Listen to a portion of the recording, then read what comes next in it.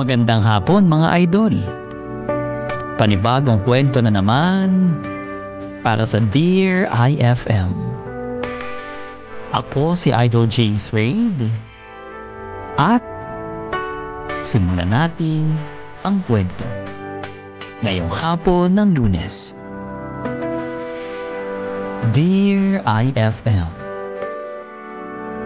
magandang hapon sa inyo mga idol. Tawagin niyo na lang ako sa pangalang Athena. Sobrang avid listener po ng programa niyo mula noon hanggang ngayon. Kaya naman, naisipan ko na ring isulat at ipadala sa inyo ang sulat ko. Nagbabaka sakaling mapili ninyo at mabigyan ako ng payo. Pero bago ang lahat ng yun, syempre, doon muna tayo sa pinaka-umpisang kwento. Kung paano at bakit dumating ang isang Mateo sa buhay ko.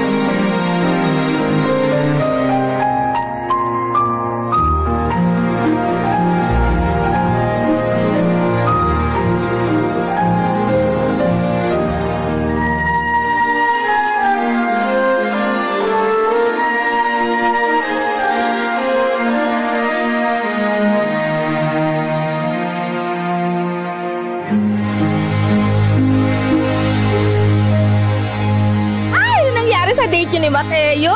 Ano kwenta mo na ako? Bilis! Ay, okay lang. Okay lang? Bakit okay lang? Naramdaman kong hindi kami bagay ni Mateo. Hindi kami compatible. Ayoko sa kanya. Ha? Bakit? Di ba gusto mo nga yung mga matured na lalaki? Bagay na bagay pa naman kayo. Sayang? Hindi kami bagay nun. Ang mas maganda, ibigay ko na lang siya sa'yo.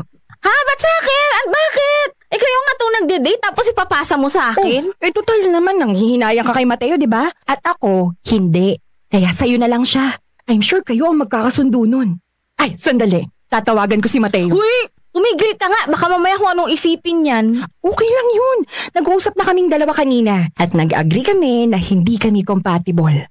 May mutual understanding lang kami. Ay naman pala may mutual naman na pala kayo Oo, parehas naming ayaw sa isa't isa. Mutual yun, di ba? Ako sa'yo. Ako naman na magiging copy doon ng love story niyong dalawa Hoy, Olivia, huwag mong gagawin yan. Ako talaga naman. Oh, bakit? Anong problema? Pareho naman kayong hiwalay sa asawa. Huwag mong sabihin hanggang ngayon mahal mo pa rin yung ama ng mga anak mo. Hoy, hindi Alam mong matagal ko nang binaon sa lupa yun. Di maganda. Magsiset na ako ng date yung dalawa. Wait, tawagan ko na siya. Tumigil ka nga dyan, Olivia. Patayin mo yan. Patayin mo yung phone mo, Ano bang problema? Tina, oras na para buksan mo ang puso mo sa iba. Huwag kang habang buhay nakatali sa nakaraan. Ay, gets ko naman yun. Pero huwag naman sa ganitong paraan. Ano tingin mo kay Mateo, tuta? Na basta-basta lang pinapamigay? Kesa sa ibang tao siya mapunta. Sa'yo na lang. Bagay kayong dalawa. Kasi halos magkaugali kayo. Kaya sigurado kung magkakasundo kayo. O ano, iset ko na ba yung date nyo? Ano ka, ewan ko sa'yo, luka-luka ka, no? Huwag muna, pag-iisipan ko muna yan. Sayang ang opportunity. Ay nako, natuto na ako, Day. Sa sayang-sayang na yan. Diyan din naman nasayang yung ilang taong kong pagpapakatanga sa isang lalaki, no? Pag-iisipan ko muna, okay? Diba, mahilig ka sa magandang ngipin. Oo. Plus point sa akin yun, bakit? Magandang ngipin niya. Siguradong busog yun sa dental check-up. At gumagamit ng tamang toothpaste para goodbye sa tooth decay, unique toothpaste every day. Alam mo, kahit maganda pa yung ngipin niya, kung hindi ako ready, wala ka magagawa. Kailan ka pa magiging handa? Kapag nakuha na siya ng iba, Kaya nga pumayag ka ng ireto kita sa kanya. Promise, exciting to para sa'yo dahil sigurado kong kayong dalawa ang compatible sa isa't isa. Mga idol, habang tumatagal, ay mas lalong nagkakalapit kaming dalawa. Mas lalong nagiging magaan ang lahat dahil pareho na kaming open sa bawat pamilya. Kumbaga, confirmation na lang ng relasyon ang kulang sa amin.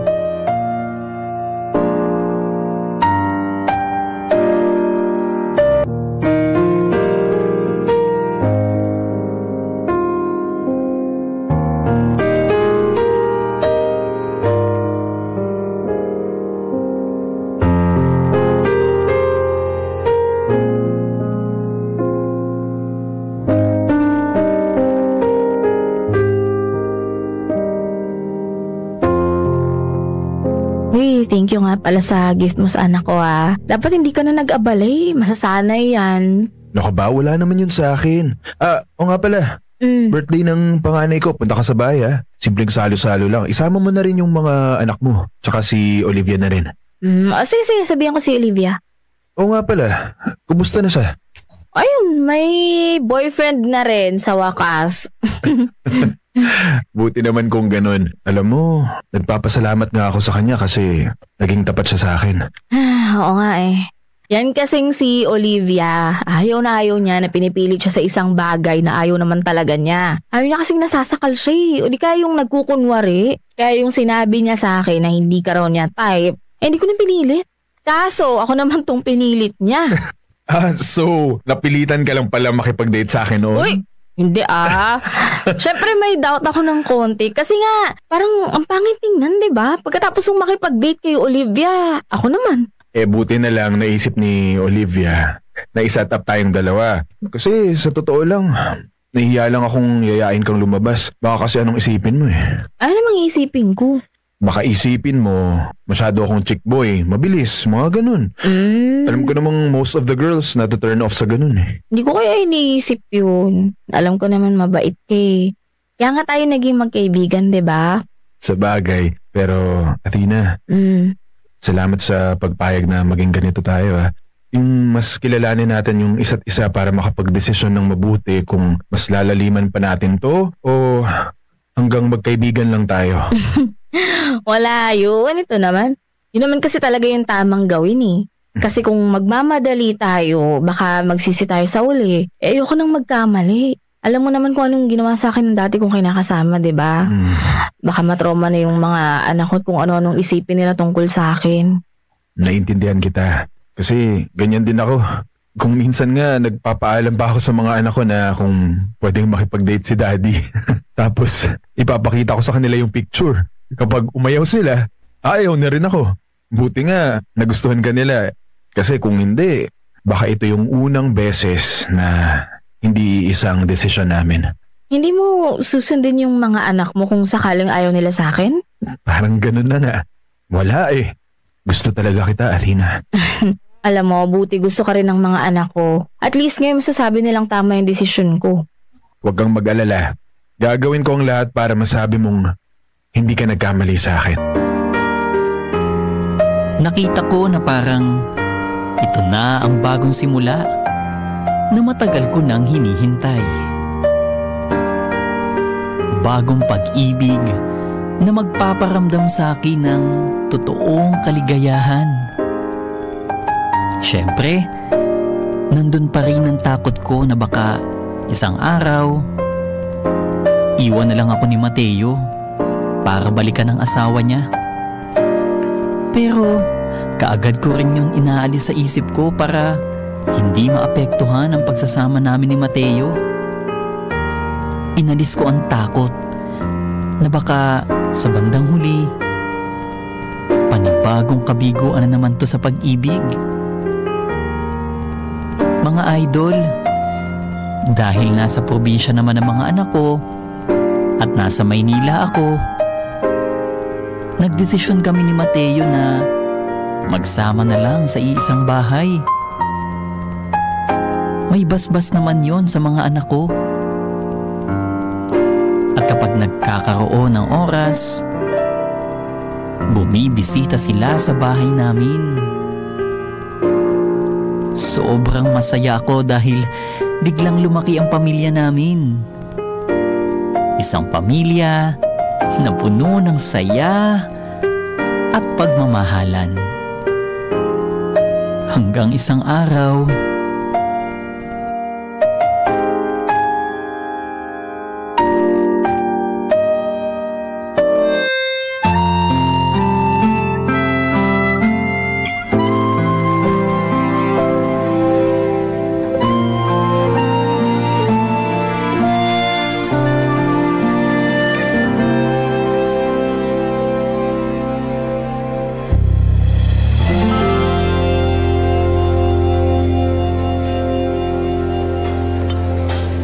surprise! Wow! Oo, nagustuhan mo ba? Oo! Uy, ang ganda! Para nasa isang mamahalin tayong resto. Pero, para saan to? Nagpapa-impress? Ay, sus! Pwede rin nagpapadagdag ng pogi points o pwede rin namang gusto ko lang iparamdam sa'yo na espesyal ka sa buhay ko. Nako! Ito talaga. Dahil mong alam. Alam mo bang first time ko lang na mabigyan ng ganitong romantic date? Good. Good. Kasi at least ako yung una. Alam mo, kaya ako nagpapasalamat sa'yo kasi pinaramdam mo ulit sa akin na pwede pa rin pala akong maging espesyal sa isang tao. Ano ka ba? Espesyal ka naman talagang babae. Bakit ka naman nag-aalinlangan? Siyempre, sino ba naman kasing lalaki magkakagusto sa babaeng ito? Yun, dalawa na yung anak, tapos iniwan pa ng kinakasama, diba? Uy, kahit kailan, hindi ko iisipin yan. Mahal kita, Athena. Mahal ko ang mga anak mo. Tinanggap ko kung sino ka kasi di ba gano'n naman talagang isang taong totoong nagmamahal? Oh, tama talaga yung sinabi ko kay Olivia nun. Maswerte talaga yung babaeng mamahalin mo. Kung gano'n, maswerte ka. Isa ba yan sa mga paraan mo para mapasagot ako, ha? Pwede rin. Pero ang pinaka-goal ko talaga ngayon ay yung maramdaman mo na espesyal ka sa akin. Hindi kita minamadali sa magiging desisyon mo, ha? Alam ko na mahirap para sa'yong magtiwala ulit, magmahal. Ayokong mangako pero gagawin ko ang lahat para ibalik ulit ang lahat ng nawala sa'yo simula nang iwan ka niya. Naibalik mo na. Kasi alam mo, nang dahil sa'yo, natuto ako ulit magtiwala at saka magmahal. Ayoko nang mamuhay sa nakaraan. Kung pwede namang harapin ko yung kasalukuyan, kasama ka, diba? At sabay tayo magiging handa para sa hinaharap. Mabuti naman kung... Teka ha. Anong sinabi mo? Sabi ko, sinasagot na kita. Talaga? Talaga? Oo. Wala nang bawian yan, ha? Oo, promise. Yes! Baka sabihin mo, sinagot lang kita dahil ginawa mo to sa akin, ha. Matagal ko nang gustong sabihin yan sa'yo, eh. Kaso hindi ko alam kung paano, eh. Wala na sa akin yun. Basta ang mahalaga sa akin, girlfriend na kita. I love you. I love you so much. Mga idol, kahit ganun ang nangyari, sinigurado sa akin ni Mateo na hindi niya babalikan si Kathleen dahil ako ang mahal niya. May agam-agaman, mas pinili kong paniwalaan ang sinabi niya. Pero syempre, kahit konti, may konting takot na ako naramdaman sa puso ko. Na baka pagkatapos ng lahat, ang dati niyang pamilya pa rin ang pipiliin niya.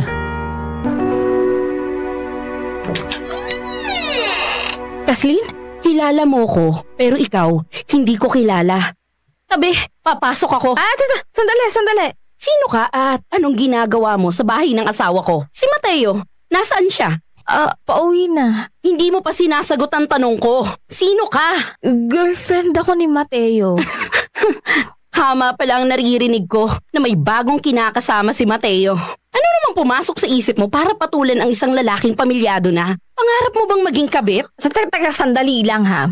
Hindi ako kabit. Hiwalay na kayo ni Mateo nang pumasok ako sa eksena. Talaga? Paano mo naman nasabing hiwalay na kami, ha? Yun yung sabi niya. At naniwala ka naman. May utak ka ba? Hindi mo man lang inisip kung nagsasabi ng totoo si Mateo? May pinakita ba siyang ebidensya sa'yo? Wala naman, di ba? Salita lang ang ibinigay niya, pero walang pruweba. Ano ba kasing ginagawa mo dito?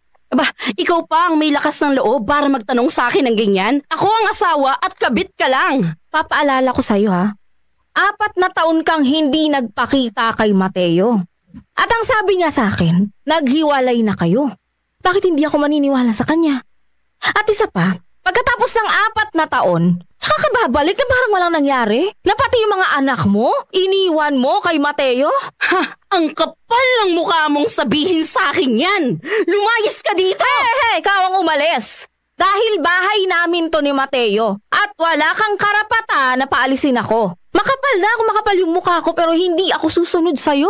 Si Mateo lang ang may karapatan na gawin sa akin yan. Naintindihan mo? O, anong nangyayari dito? Kathleen? Mabuti naman at dumating ka na, Mateo. Gusto kong paalisin mo ang haliparot na yan ngayon din. Sandali lang ah. Ano bang ginagawa mo dito? Ang ginagawa ko? Hindi binabalikan ko ang pamilya ko at ngayong nandito na ako, wala kayong magagawa kundi ang maghihiwalay. Ikaw, ha? Ano bang pumasok sa utak mo? Sandali. At pinatira mo yung kabit mo dito kasama ang mga bata. Ano na lang ang sasabihin nila?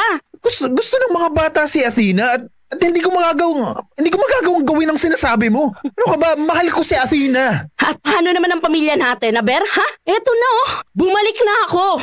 Kahit anong gawin mo, asawa mo pa rin ako. At pwede ko kayong kasuhan.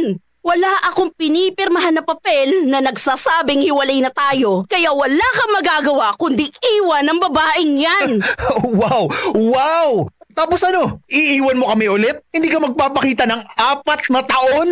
Hindi ko iiwan si Athena. Tapos ang usapan. Umalis ka na! Ha, hindi pa tayo tapos. Pagsisisihan ninyong dalawa to. At gagawin ko ang lahat para mabawi ang lahat ng dapat sa akin. Mga idol, naging maayos pa rin naman ang pagsasama namin ni Mateo. Hanggang sa parang unti-unting napapansin na may nagbabago. Nababawasan ang mga paglalambing niya sa akin. At parating malalim ang iniisip. Tinatanong ko naman siya kung bakit. Pero parati naman niyang sinasabi na ayos lang daw siya. Kahit mukha namang hindi. Ang ibig mong sabihin, may balak na balikan yung Kathleen na yun si Mateo? Ewan ko. Sabi niya ewan ko ba kung bakit ngayon ito nangyayari? Kung kailan nagbabala kaming magpakasal ni Mateo. Sandali. Paano kayo magpapakasal? May bisa yung kasal ng dalawa. At hindi biro magpaproseso ng annulment, ha? Malaking pera ang kailangang igastos doon tapos matagal bago mag-run. Nasa plano na namin yun Ang sabi niya, nag-iipon lang daw siya ng pera para mapawalang bisa yung kasal nila. Naghihintay nga lang kaming dalawa Handa ka bang maghintay? Oo. Uy, naman pala Anong dinadrama-drama mo dyan? Medyo kinakabahan lang ako na baka biglang magbago kasi yung desisyon ni Mateo Ano ka ba naman? Sa tingin mo ba magagawa ni Mateo yun? Kitang-kita naman na mahal ka nun. Kahit na. Syempre iba naman yung impact ni Kathleen sa kanya. Na yun ang mga anak niya Tsaka isa pa, tama naman yung sinabi ng babaeng yun na kahit anong gawin ko, kabit pa rin ako. O sige, give na nga kabit ka. Pero hindi ka naman tulad ng iba na pumapasok sa isang sitwasyon na alam nilang kasama pa yung asawa. Yung sa'yo naman, hindi na nagsasama yung dalawa. Ano gagawin ko? So, dapat ko nang tapusin yung relasyon namin ni Mateo dahil bumalik na si Kathleen, ganun? Bakit? May balak bang makipagbalikan si Mateo? Wala. Alam kong wala dahil sabi niya kapag sinabi ni Mateo, naniniwala ako doon. Yun naman pala Huwag kang magparanoid dyan kasi may laban ka. Ikaw na ngayon ang mahal ni Mateo. Mukhang kampante ka naman Easy ka lang. Paano kung ipilit ni Kathleen yung gusto niya? Anong gagawin ko? Well, mahirap nga yan. Ganito na lang. Hayaan mo na lang na magdesisyon si Mateo. Maging handa ka nga lang sa sasabihin niya. Basta, alam ko sa sarili ko na hindi ako magagawang iwan ni Mateo. Mahal na mahal namin ang isa't isa. Oh, saan ka galing? Dyan lang. Dinaanan ko lang si Olivia sa bahay niya. Yung mga bata, tulog na? Oo. Kanina pa. Pero bakit parang pagod na pagod ka? Okay lang ako. Problemado lang. Dahil ba kay Kathleen yan? Kinausap niya kasi ang mga magulang ko kaya, ayun, pati sila. Sumang-ayon na rin kay Kathleen na pagkabalikan na kami. Tapos, iiwan mo ako. Alam mo naman na hindi ko magagawa yun, di ba? Mahal kita. Athena, ikaw na ang gusto kong makasama. At alam ko sa sarili ko na kapag si Kathleen ang pinili ko, hindi ako magiging masaya. Sige na, tama na. Naniniwala naman ako sa'yo eh. At naniniwala rin akong magiging maayos lahat. Darating din ang araw na marirealize ni Kathleen na ako talagang mahal mo. Sorry love Pati ikaw, nadadamay sa gulo naming dalawa. Wala yun. Diba sabi ko nga sa'yo, kahit ano pa man yung mangyari, nandito lang ako. Hindi kita iiwan kasi mahal na mahal kita eh. Kaya natin to ha. Huwag ka mawalan ng pag-asa, okay? Salamat.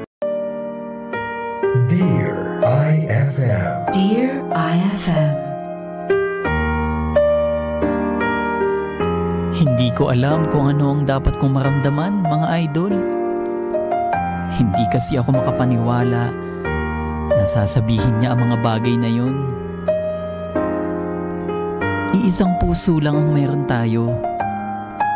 Pero ang gusto niya, dalawa kaming nasa buhay niya. Ang unfair, di ba? Alam ko na maraming maiinis sa akin. Pero anong gagawin ko? Papayag ba ako? Dahil gusto kong ipaglaban ang pagmamahal ko para kay Mateo? At alam kong ganun din siya. Pero nandyan si Kathleen. Gustong mabuo ang pamilya niya. Kaya, paano na? Paano magiging maayos ang lahat? Sana, matulungan niyo ako. Nagpapasalamat, Athena. Sa wakas, dumating ka. Saan ka magaling? Kaya na pa ako tawag ng tawag sa'yo, naka-off yung phone mo. Nakipag-inuman lang sa mga katrabaho ko. Nalubat kasi ako kaya hindi na ako nakapag-text sa'yo. Ba't ka ba kasi uminom? Wala lang. Anong wala? Hindi pwede yun. Kilala kita eh. Alam ko na kapag naglalasing ka ng ganyan, may problema ka. Sabihin mo na, anong problema mo? Wala nga. Paano natin susolusyonan yung problema na yan kung hindi mo sasabihin?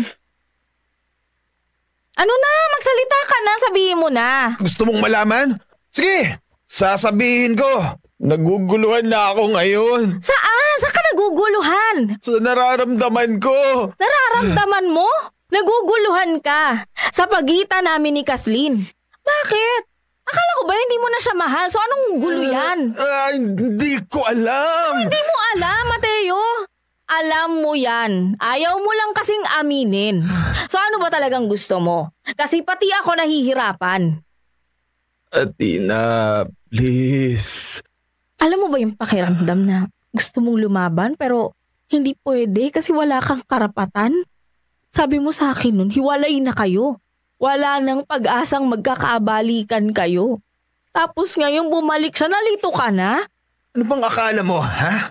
Ikaw lang ang nahihirapan? Ako din naman Mahal ko mga anak ko. At gusto ko silang bigyan ng buong pamilya. Pero mahal kita. At ayokong mawala ka sa akin. Pwede kong ibigay sa mga anak mo. Pero siya yung may karapatan na maging ina ng mga anak ko. Ha? Sinasabi mo yan sa akin ngayon?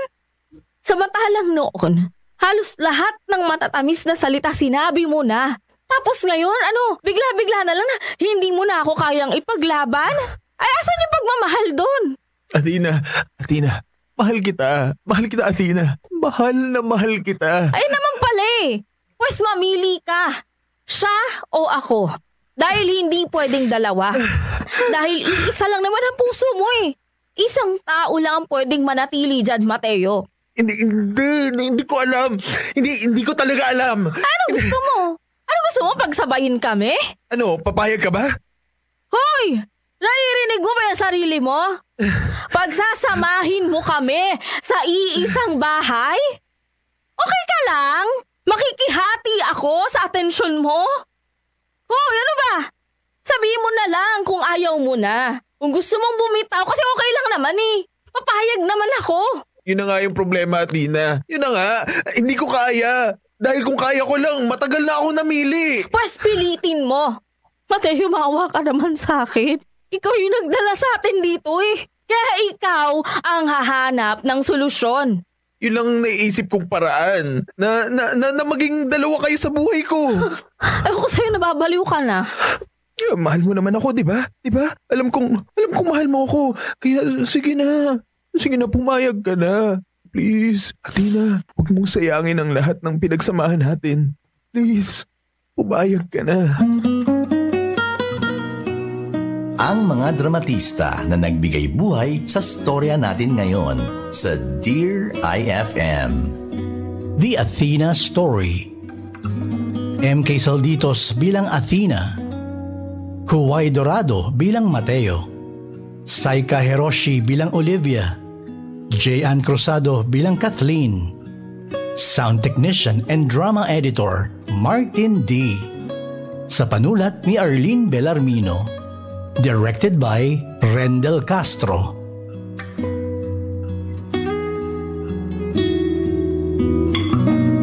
FM drama has never sounded better.